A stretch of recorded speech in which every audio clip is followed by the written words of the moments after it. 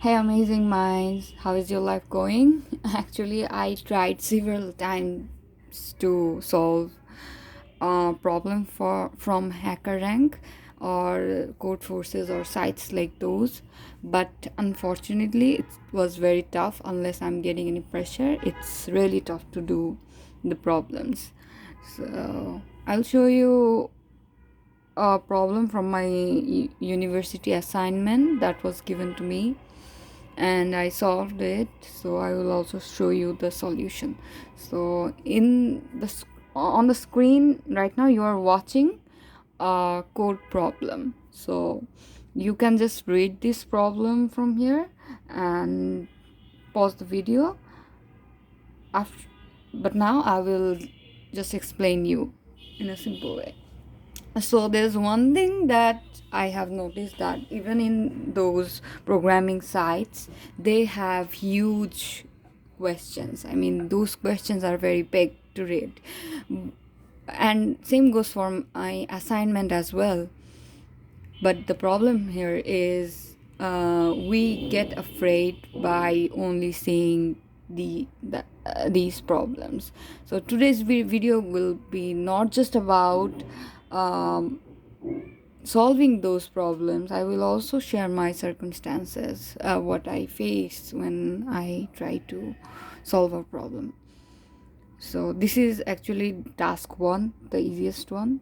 There's another task, I haven't done it yet. So it feels very good when I do solve a problem. Now the thing is, what you can see here is Pokemon 1 and 2. There are two arrays here, and what I have to do is I need to add these Pokemon's numbers, uh, Pokemon powers, from by doing cross multiplication. So what we can do is we can use a loop here in the first, and then we can just multiply from the negative side. Now how can we, sorry, not multiply, but it's addition. So how can we just increase, how can we deal with these non type stuffs? We can just consider them as zeros. It's also written in the question. The non-elements denote 0 HP.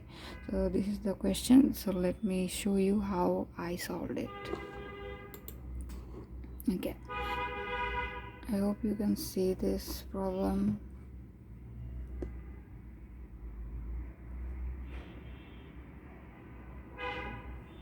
Okay, oh sorry.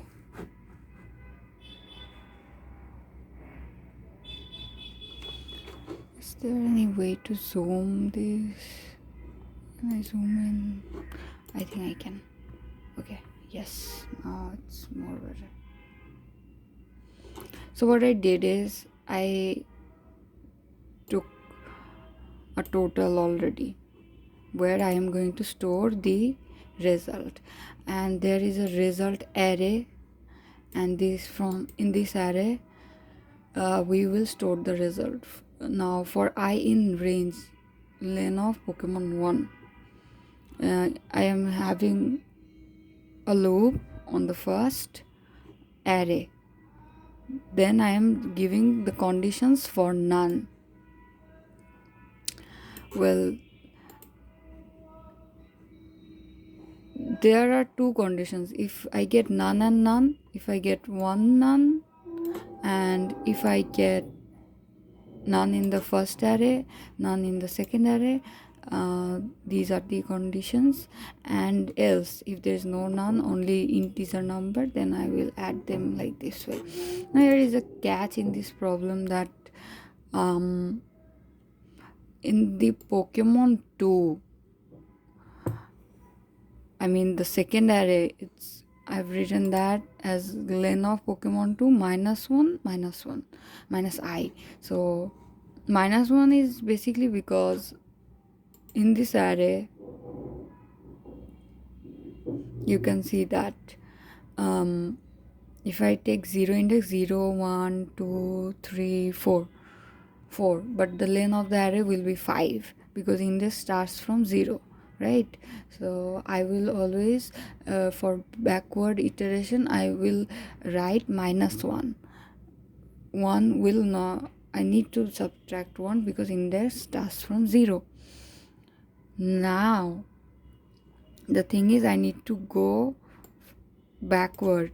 I mean, I get by minusing 1 I get this index, but now I have to move on backward. So how can I get the 12? So if I take length of Pokemon 2, -1 is giving me this index position, and if I minus I, which is for the loop I, it will always change over time and it will get 0 1 2. So I will subtract the number and my loop will go forward, I mean go backward. So that's how am I going to handle this problem. So this was a catch here. So backward iteration by using two arrays is a good problem solving skill that I learned from this question. And yes, I need to return the result, and that's the driver code given by our faculties, and the output is shown accepted. Well, if you know, but let me tell you that I am taking these sum as in total. I'm keeping that in total variable, so I need to add them in the list. So that's how we can add values into the list. Pokemon 1, this is the driver code, so let's see the driver code.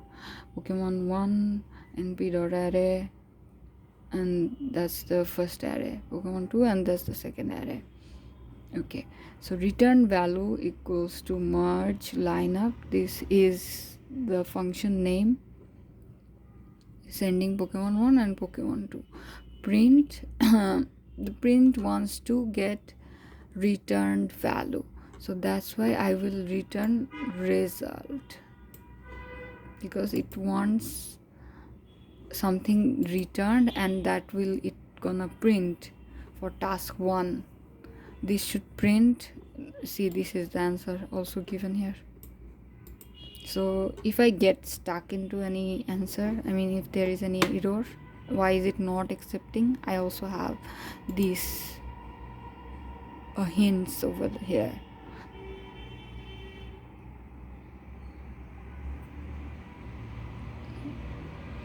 So that's all.